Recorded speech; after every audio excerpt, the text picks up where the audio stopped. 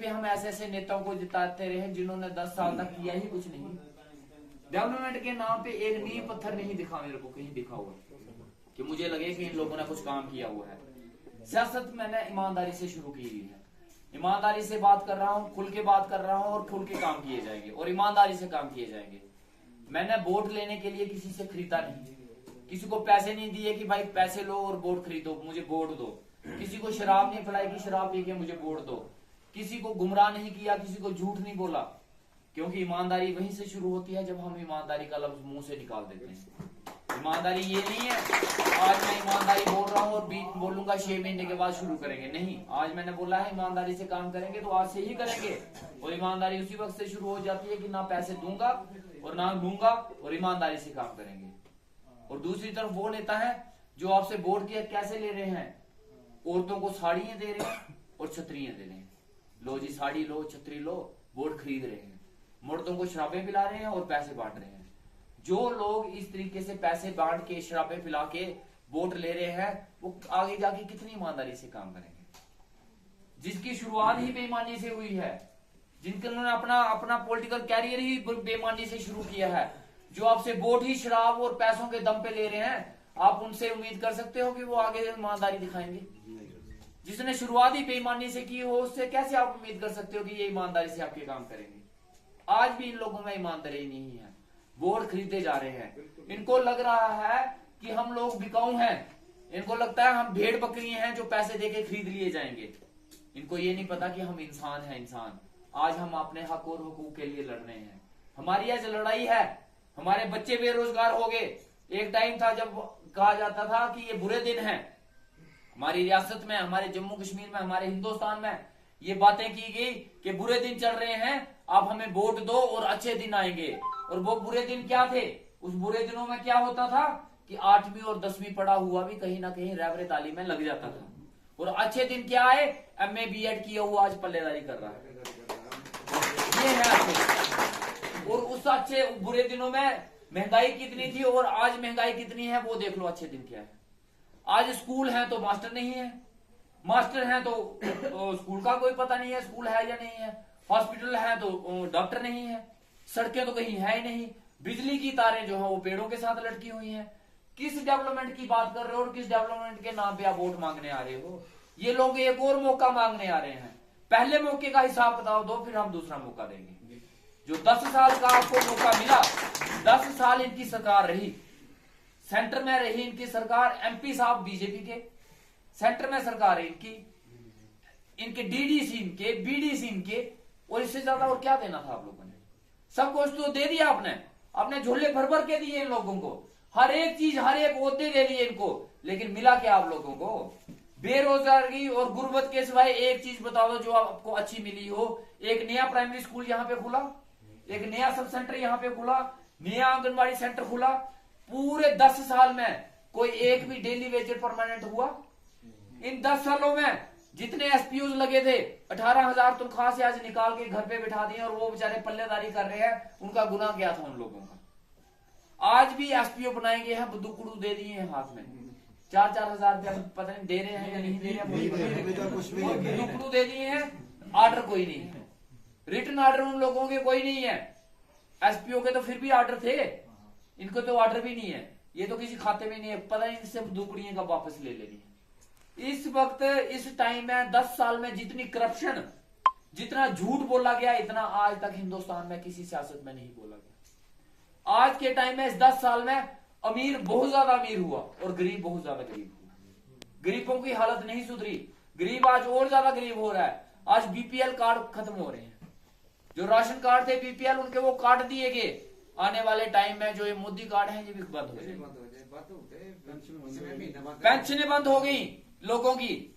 ये हालत है यहाँ पे। और अभी भी हम ये सोचे कि नहीं जी हम पार्टी के नाम पे वोट देंगे, तो भाई पार्टियों ने किया क्या हम लोगों का? हम पार्टी के नाम पे वोट क्यों दे? हम जनता हैं, हम मालिक हैं, वो नौकर हैं। लेकिन गलती ये हो गई कि हमने उनको मालिक बना के अपने सिर पे बिठा लिया। अगर नौकर बना के नीचे रखा होता तो शायद ये दिन नहीं देखना पड़ते। हमने सारी उम्र झंडे उठाए लेकिन कभी डंडे नहीं उठाए। अगर डंडे उठाए होते तो शायद जहां ये काम करते, जहां ये इलेक्शन ही नहीं लड़ते। गलतियां हमसे हुई हैं। लेकिन अब इन गलतियों को सुधारने का वक्त आ चुका है। अगर हमने आज भी गलतियों को नहीं सुधारा तो पहले से बर्बाद तो हो चुके हैं, आने वाले टाइम में हमारा खात्मा हो जाएगा, नामो निशान मिट जाएगा हम लोगों का। आज हम लोगों का वजूद जो है वो खतरे में पड़ चुका है। एक फली फूली रियासत थी हमारी जम्मू कश्मीर, जिसको हम स्टेट बोलते थे, यूटी बना के रखी। उस वक्त हमें लगता था कि जनाब हमें ये हमारे हक नहीं मिल रहे, हमारे जम्मू वालों के हक कश्मीर वाले ले गए, हमारी लड़ाई जम्मू और कश्मीर के साथ ही। लेकिन आज हमारा हक दिल्ली वाला भी ले रहा है, बिहार का भी ले रहा है, यूपी का भी ले रहा है, आज ओपन कर दिया है। आज हमारी जमीनों पे बाहर के लोग आके भी कब्जा कर रहे हैं। आज हमारी रेत माइनिंग पे बाहर के आगे लोग काम कर रहे हैं, और हम लोगों को क्या मिल रहा है? कुछ भी नहीं मिला। सोचने का वक्त है, आज हमें इस बारे में सोचना पड़ेगा। क्या हम लोगों ने अपने गांव की हालत देख के वोट देना है, या हेलीकॉप्टर को देख के देना है?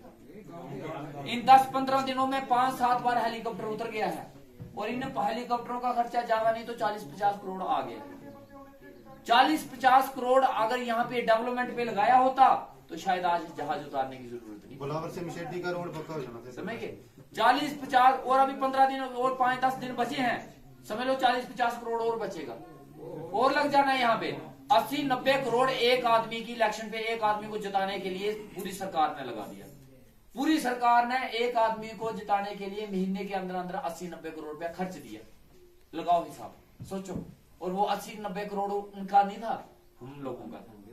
हम लोगों का पैसा उन्होंने हवाई शहरों में गुजार दिया, खत्म कर दिया। हम लोगों की खून पसीने की कमाई, हमारा टैक्स जो हमने सरकार को दिया था कि हमारी डेवलपमेंट करना जनाब, उन्होंने अपने इस हवाई शहरों में उड़ा दिया। और वही 80-90 करोड़ रुपया लगा होता तो शायद हमारी जो बनी लोहे मलार कॉन्स्टिट्यूंसी है, कुछ ना कुछ इसका बन चुका होता। लेकिन नहीं बढ़ाया, क्योंकि नीयत साफ नहीं है। नीयत काम करने की नहीं है जनाब, नीयत है सिर्फ इलेक्शन लड़ने की और जीतने की, बाकी कुछ नहीं है। इनको इनको सिर्फ कुर्सी चाहिए और कुछ नहीं है। ये कुर्सी को जीतने के लिए किसी हद तक भी जा सकते हैं, उसको जीतने के लिए अरबों खरबों रुपए खर्चने पड़ेंगे तो खर्च देंगे। लेकिन एक आदमी की डेवलपमेंट के लिए अगर 10 रुपए खर्चने पड़ेंगे तो कहते हैं हमारे पास पैसा नहीं है, सरकार के पास पैसा नहीं है। ग्रिफ में लगे हुए बच्चे, नरेगा में लगे हुए बच्चों के आज तक पेमेंट नहीं हुई, उनको पैसा नहीं मिला। कुक एक हॉस्पिटल में, स्कूल में लगी हुई है कुक, उसको महीने का 1000 रुपया मिलता है, दिन के 33 रुपए। उसका बच्चा भी स्कूल जाता होगा तो वो भी 50 रुपए मांगता होगा, 33 रुपए से वो क्या करता है? बीडीजी जो लगे हुए हैं उनको 4-4 महीने से तनख्वाह नहीं मिली, लेकिन अपने ऐशप्रस्ती के लिए और इस कुर्सी को बचाने के लिए 80-90 करोड़ रुपया खत्म कर दिया गया। आज एक बच्ची डुगैन से नीचे गोटू फलाल से हाई सेकेंडरी डुगैन आती है पढ़ने के लिए। गोटू फलाल से सोचो डुगैन तक हाई सेकेंडरी पढ़ने आती है 4-5 घंटे पैदल चल के, 4-5 घंटे जाते हुए और 4-5 घंटे पैदल आते हुए। और उसके बीच में उसका बाप परेशान रहता है कि मेरी बेटी अकेली जंगलों से जा रही है, किसे ही सलामत वापस पहुंचेगी या नहीं पहुंचेगी। उस बाप को पूछो कि आजादी मिली है या नहीं मिली है, हम आजाद हैं या नहीं है। उस बाप से पूछो कि डेवलपमेंट हुई है या नहीं हुई है। जब तक उसकी बेटी घर नहीं पहुंचती तब तक उसका बाप सांस से उसकी यहाँ पे अटकी होती है। ये है क्या दिया हमें नेताओं ने, क्या दिया हमें लीडरों ने। आज एक बाप अगर अपनी बेटी की सेफ्टी के लिए परेशान है, स्कूल और कुछ तो अपने बेटियों को स्कूल नहीं भेजते इसी डर से कि यार भेजें या नहीं भेजें। आज यहां से आपको बिलावर हॉस्पिटल कोई लेना है तो पालकियों में, जैसे इन्होंने कहा आज डिलीवरी हुई, बच्चे को पालकियों में लेके आ रहे हैं। देश के 70-75 साल आजादी के बाद भी आज भी बच्चों को और औरतों को हॉस्पिटल लेने के लिए पालकियों में लिए जा रहे हैं। तो इन लीडरों को वोट नहीं मांगने चाहिए, माफी मांगनी चाहिए, माफी आप लोगों से कि जनाब हमें माफ कर दो, हमें जो देना चाहिए था हम नहीं दे पाए, हम आपके गुनाहगार हैं। लेकिन फिर भी उस बेशर्मी के साथ आपके पास आते हैं और एक मौका और ढूंढते हैं। लेकिन अब वक्त आ गया है, हम सबको इस सियासत को साइड पे रखना पड़ेगा। हम जिस भी पार्टी से जुड़े हैं छोड़ दो पार्टियां, अब पार्टियों के अब आपको ईमानदारी से ऊपर भी एक जवाब देना है। हम जवान कर रहा हूं आप लोगों के बीच में। उस दौरान आपको जो भी परेशानी आएगी आपके हक के लिए, अगर मुझे असेंबली में लड़ना पड़ा, सड़क पे उतरना पड़ा, कोर्ट कचहरियों में जाना पड़ा, मैं सबसे आगे चलूंगा, मैं आगे कल को आप मुझे जिताते हो तो जिताने के बाद मैं जिस भी पार्टी में जाता हूं, जाएंगे उसी पार्टी में जिसकी सरकार होगी। अपोजिशन में क्यों बैठेंगे? और उस सरकार में और उस पार्टी में बैठने के बाद अगर वो पार्टी आपकी काम नहीं करती है, आपकी सुनवाई नहीं करती है, तो बाकी लीडर जैसे बोलते हैं ना पार्टी के सिपाही हैं, तो वो कुछ नहीं करते। तो उस पार्टी के मुर्दाबाद के नारे लगाने वाला सबसे मैं ना पार्टी का सिपाही हूं, ना मैं सरकार का सिपाही हूं, मैं हूं आप लोगों का सिपाही। आपके लिए अगर मुझे पार्टी के खिलाफ, आपके लिए मुझे सरकार के खिलाफ जाना पड़ा, सबसे पहले मैं निकलूंगा, लेकिन मुझे आपका शाना बशाना साथ चाहिए। वो जीतेगा भाई, जीतेगा वो जीतेगा भाई, जीतेगा साहब जीतेगा। देखो हमें जो हक नहीं मिले हैं ना, आपको लगता है घर बैठ के कुर्सियों पे बैठ के कागज पे काम करने से आपको लगता है हक मिल जाएंगे? नहीं, लड़ाई लड़नी पड़ेगी, याद रखना। बहुत लंबी लड़ाई लड़नी पड़ेगी। आप मुझे जिता भी दोगे तब भी लड़ाई लड़नी पड़ेगी। मैं लड़ने के लिए तैयार हूं, लेकिन उस वक्त अगर आपने घर के दरवाजे नहीं छोड़े, अपने बिस्तरे नहीं छोड़े, तो बिस्तरा फिर मैंने ही पकड़ लेना। ठीक है, फिर 10 साल के बाद हिसाब पूछोगे फायदा क्या है। आप लोगों की और जितने मैं इलाकों में घूमा हूं, सबकी एक ही सबसे बड़ी कंप्लेंट ये रहती है कि लीडर जीतने के बाद 10 साल दिखता नहीं, फिर एक बार वोट लेके जाता है, दूसरी बार वोट लेने नहीं आता है। हमारे एमपी साहब डॉक्टर जितेंद्र सिंह जी जीते, वोट लेके गए, उसके बाद अब दोबारा आए, फिर भी वोट मांगने, पहले भी वोट मांगने आए, अब भी वोट मांगिए, मांगने का ही काम करते हैं, देने का काम नहीं करते। हमारे यहाँ लोहाई मलार मशेटी में 5 जवान शहीद हो गए आर्मी के। उस वक्त यहाँ पे एक तनाव का माहौल था, लोग डरे हुए थे, खौफ में थे। वहां पे जनाब हमारे एमपी साहब वोट मांगने आए थे एक टाइम, लेकिन उन लोगों का पता लेने नहीं आए, शुक्रिया अदा करने भी नहीं आए, उन लोगों का पता लेने भी नहीं आए कि भाई आप ठीक हो या नहीं हो, जिंदे हो या मर गए हो, लेकिन फिर से वोट मांगने आए हैं। उसके बाद दोबारा जब आएंगे तो वोट मांगने ही आएंगे। ये देने कुछ नहीं आते जनाब, ये सिर्फ मांगने आते हैं। अब देने वाला चाहिए या आपका काम करने वाला चाहिए, ये सोचना है। आज लड़ाई है आप लोगों की, ये याद रखना। आपको क्या लगता है यहाँ पे अमित शाह, जोगी, इतने इतने बड़े लीडर ऐसे ही उतर रहे हैं? नहीं, आप लोगों ने मजबूर किया हम लोगों को, ऐसे नहीं उतरते कभी। डॉक्टर जितेंद्र सिंह जी की इलेक्शन हुई, एमपी की इलेक्शन थी, उसमें तो प्रधानमंत्री की इलेक्शन थी, उसमें उतरे थे ये कभी? एक छोटी सी एमएलए की इलेक्शन में क्यों उतर रहे हैं? क्योंकि आपने डंडा फंसा दिया। समझिए, ये सच्ची बात है। उन्होंने सोचा बस डंडा ही डॉक्टर है, समझिए। उनको लगा कि भाई एक इंडिपेंडेंट कैंडिडेट जिसकी ना पार्टी ना नशा, उसने करना क्या है, यही तो बताना है हमने। उनको लगा ये कर क्या सकता है, लेकिन उनको पता तब लगा जब बनी में आपने रैली की आप लोगों ने, और 15,000 लोग आप सड़कों पे उतरे। उस दिन दिल्ली की सियासत हिल गई, दिल्ली तक हिला के रख दिया आपने जनाब। आज दिल्ली के लीडरों के आपने घुटने टेक के रख दिए हैं, मजबूर हो गए यहाँ पे आने के लिए।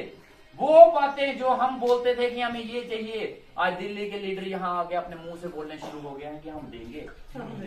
ये है जनता की पावर। एक बार आप लोगों ने पावर दिखा दिया, एक बार और दिखानी है, एक झटका और दो ताकि अच्छी नींद सो जाए, दोबारा उठे ना। 29 तारीख को हम एक जलसा करने जा रहे हैं। एक हमने 12 तारीख को किया था, थोड़ी सी कसर रह गई है, वो 29 को निकाल देंगे। 29 तारीख को मशेटी में हमने जलसा करना है, और मैंने जानबूझ के 29 को रखा है क्योंकि जितनी मैं भी बड़ा हूँ और जितनी आप भी बड़े हो। रहा मैं चंडिहार में हूँ, शायद आपको चंडिहार का पता है या नहीं पता, कभी पता करना चंडिहार इलाके का। चंडिहार का पानी जो है वो लोहे का पानी है, वहाँ लोहा है, और वहाँ पे जितने हैं सारे लोहे वाले हैं, हमने भी वही पानी पिया है। 29 तारीख को मेरे को सुनने में आया है कि बनी में बीजेपी का बहुत बड़ा नेता उतरने वाला है, शायद योगी उतरे, या हो सकता है हमारे प्राइम मिनिस्टर साहब उतर जाए। मेरे को जब पता चला, मैंने कहा मैंने भी 29 को ही रैली करनी है। अब देखते हैं दिल्ली वालों के साथ लोग ज्यादा जाते हैं या हम आम लोगों के साथ ज्यादा लोग आते हैं। अपना प्रधानमंत्री कभी खरा खुश रहा मैं नहीं, मैं क्या घोड़ा लिया से 29 तरीक साड़ी तो बड़ी बड़ी लड़ाई है, 29 तरीक साड़ी की बड़ी बड़ी लड़ाई है, एक बड़ी बड़ी टक्कर है। बनी दी सियासत की ऐसे जवाब दे दी था, बनी दी सियासत की ऐसे जवाब दे दी था, उत्थे तुम जीती रहो, उन दिल्ली की सियासत की जवाब देना। 29 तरीक का टक्कर नहीं ले रही है दिल्ली आने करना, हूं ये दसना कि थोड़े हेलीकॉप्टर है तो थोड़ी गलने च आने वाले नहीं है, उन्होंने से अपना ही दिखना, जो दिखना थोड़ा नहीं दिखना। इन्हें आना, हेलो करना, हाय करना, बाय करना, ते दोबारा गदी लभने इनके कोल पुजोना भी नहीं है, ते बस ही साढ़े लोकल लीडर करना ही पौना। तो हम तुम दिख लो उसके खाते पौना, उसके खाते पौना या मेरे खाते पौना। ठीक है, 29 तरीक साड़ी रैली है, ते पहली तरीक मैं चाहना कि तुस सारे भंडार कोला बटन दबाना शुरू हुआ है, गोडू बलाल तक टार्च का बटन दो है, बैटरी सैल दिते थे मैं पाई टार्च सैल पाई मैं फिट करी दित्ती है हुन जगानी कुछ है ठीक है हुन जगाने ऊपर तुहाड़ी है जे लोड लाइट चाहिदी है ते जगाई दियो ते जे फुल ते हाथी लेने ते सूंघ दे फुल भेज दित्ता ते उस करना क्या असि लाइट चाहिदी है लाइट बस कोई तक लाइट है ते पहली तरीक सारे जने टार्च दा बटन दबाई ते कामयाब बनाओ अपने आप की ताकि उसके बाद एक दिन भी घर नहीं होना उसके बाद जी अस लड़ाई ईमानदारी कन्नै जिसकी गल की है 2 तरीक को शुरू